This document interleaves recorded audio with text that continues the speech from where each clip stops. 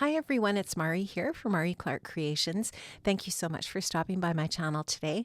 I'm going to be creating a Spellbinders project for you today using the Barn Star Wreath die set. This is a really gorgeous die set that was or is part of the Country Christmas collection, and just a really gorgeous, quite a large die set that you can use in so many different ways. What I really love about it too is that you can actually create it so that it's really dimensional by folding along the score lines, or you can have it more flat, adding the dimension with these die cut elements. So I have gone ahead and die cut all of the different pieces from my Spellbinders ColorWheel cardstock, which I highly recommend. It is absolutely beautiful to work with. Now I did cut the top layer from Bellini and the base layer from Dahlia. These are two of my favorite colors of cardstock from the ColorWheel collection, but honestly, the colors in that collection, I believe there's something like 48 colors, I believe, or something like that. They're just absolutely beautiful. So now I've placed a square foam dot in the center of the back of the top star, the Bellini star, and I've also added liquid adhesive around the edges and adhered that onto the Dahlia base star. Now you can see how I've die cut out the openings in the different parts of the top star with those dies, and there's two different patterns that you can use to die cut the pattern on the top of your star, which is brilliant. And then of course you can see the Dahlia cardstock underneath. I love that. Now for the pine cones, I used Merlot for the solid base die, and then a lighter colored brown cardstock for the top layer of my pine cones. Just adhered those together. Again, I used that light brown cardstock for these little berry vines, and I'm going to use the pop-up die cutting glitter foam from Spellbinders in the white to add the little berries. So I did die cut those little berries from that glitter foam. I love that. It is such a fun product to work with, and it comes in a lot of different colors, which is very cool. And I've adhered those just with some liquid adhesive. Now for the little citrus pieces for the star, I didn't go with traditional colors. I didn't go with like citrus colors. I wanted to go with a color palette that I was using here. So I actually used Chiffon cardstock for the top of this one and adhered it onto Dahlia. There's actually 3 different dies to create these citrus pieces. There's the base solid die, there's the top layer die, which shows you where to put your segments, and then there's a third die that die cuts out all of these little segment pieces. It's really easy to add these on because the embossed lines on that circle show you exactly where to put the segments. So for this one, I die cut the segments from Merlot. So we've got Dahlia, Chiffon, and Merlot for this citrus piece. And then I just kind of varied that for my other 2 citrus pieces. So one of them has a Merlot base with a Dahlia top and then chiffon segments and so on, so that they're just varied. They don't all look exactly the same. Now I'll just go ahead and start to put some of these things together. I'm going to put my pine cones here where you can see I'm just adding them with a little bit of liquid adhesive onto the star. Make sure you get a good amount of liquid adhesive on there. I didn't get quite enough on my pine cone here, so I'm just going to add a little bit more to get that nicely adhered. And then from there, I just kind of eyeballed where I thought I might like to arrange these other pieces. I put a little trio of the citrus pieces just below, or I guess on top and below the pine cones. And the center one I'm going to add with a little foam square. I'm going to use one of the thinner foam squares, not the thicker ones, just so that it just has just a tiny little bit of dimension.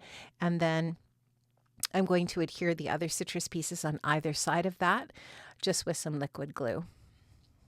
So I'm just using my tweezers here to help me place these underneath the focal point citrus piece in the center, and then I'll just glue these other 2 on either side. Now for the little berry vines, I'm just going to try to create sort of like a visual triangle with these and put them around the pieces that I already have. So you'll just see where I'm placing those just to create that triangulation of these pieces here. I love how the berries, or what might look like a berry on these pieces, are white. I feel like they really pop nicely off of the background, and yeah, they're just a neutral. So those pieces are very, very neutral for sure. Now, the little vines, or I guess they're kind of like pine needle pieces, they were die cut from Oceanside cardstock, which is a color I absolutely love. So again, I didn't go with a traditional color here, like a bright green or a dark pine green. I really wanted this Oceanside color because I'm actually going to use a little bit of Seaside for the little holly leaves. So I'm going to get these placed. I don't show adding the liquid adhesive behind those pine needle pieces, but I do liquid glue those in. And then I did die cut these little holly leaves from the Seaside paper from ColorWheel, just because that is one of my favorite colors. It goes really nice with Oceanside, and it also looks really nice with these pink tones. So, and it's just a little different. It kind of pops off of there really nicely. So it's just sort of a nice contrast with the other colors. So altogether, the color palette really turned out nicely. And that's the really great thing about the ColorWheel cardstock is it just has so many stunning colors. And if you swatch them out and you make yourself a little swatch collection so that you can just really easily see the colors and group your swatches together in color families, and then you can just go to town having fun creating your color palette with your ColorWheel cardstock. So the bow dies that also come with this set is just a really great, it creates a really, really nice little bow. So you could do a bow here with short tail, with a long tail, or you could combine them with the two so that we've got a really nice double bow there. I'll let that dry, and while I'm doing so, this is the Merry Messages press plate and die set from Spellbinders. This is fantastic. I love this. I am going to use my Spellbinders Better Press cardstock to go ahead and press these and make some sentiments for several cards, not just one, because as you can see here, there are 5 sentiments, I believe, with this set.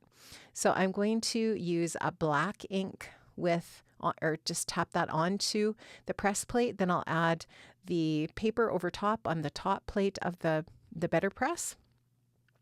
I'll run that through my Platinum 6. Now, I do have the comfort handle on my Platinum 6, so it's not easy for me to show die cutting with that on camera because I do have to hang the edge of the comfort handle over the edge of my desk. So I'm just going to show you there. I got the Platinum 6 out. I ran my Better Press through my die cutting machine. And what that does is it just pushes the impression and the ink into that really gorgeous Better Press paper, which is quite thick. And you get just this most beautiful imagery of your sentiments. So really great. Now, I'm also going to be using this gorgeous 3D embossing folder from the Country Christmas collection. It is called, I'm trying to remember. It is called the Country Christmas embossing folder. And then I'm also using the scallop and stitched edge oval die set. And so you can just see how gorgeous the embossing is in that on the paper. The patterns on this embossing folder really go nicely with the star because you could see there's some little star imagery on the embossing. It definitely has a Christmas theme to it for sure, and it's gorgeous. And then the stitched oval was die cut from some lighter brown cardstock that is just going to create a really gorgeous place for our focal point to sit.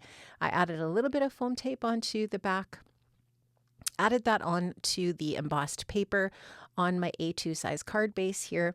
And now I'm going to glue my star into the center of that area. I took one of these sentiments from the Merry Messages sentiment set that I've die cut here. I just put a little bit of foam adhesive onto the back to pop it up a little bit. And then I will just go ahead and add that right underneath, right below the star. Really, I felt like that was a fantastic spot for that.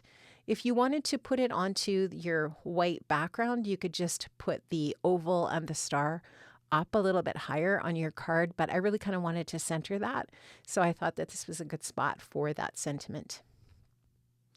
Now I wanted to finish off the center of the bow with a little pearl sticker. So I'm going to go ahead and take one of my Spellbinders embellishments here, this little pearl sticker here that you can see, and I'm going to just add that onto the center of that bow. I think that just finishes that off really nicely. And I'm going to take some of the Spellbinders glaze and glue, and I'm going to add that just to a few little areas, including the center of that citrus, in the center of the star, some of the little berry vines. And once I've got that glaze and glue added on there, which is a really gorgeous clear liquid glue to work with, it's really great for adding kind of dimensional elements, I'm going to just take some of my glitter, really sparkly glitter, and add that to the glue, and that's just going to add just a little bit of extra sparkle and shine to the project. Friends, that's going to finish off this card. I did link up in the description box below to the products I've used from Spellbinders, plus a few other little goodies that are great deals over at Spellbinders. Take care, friends. Have an amazing day. Bye-bye.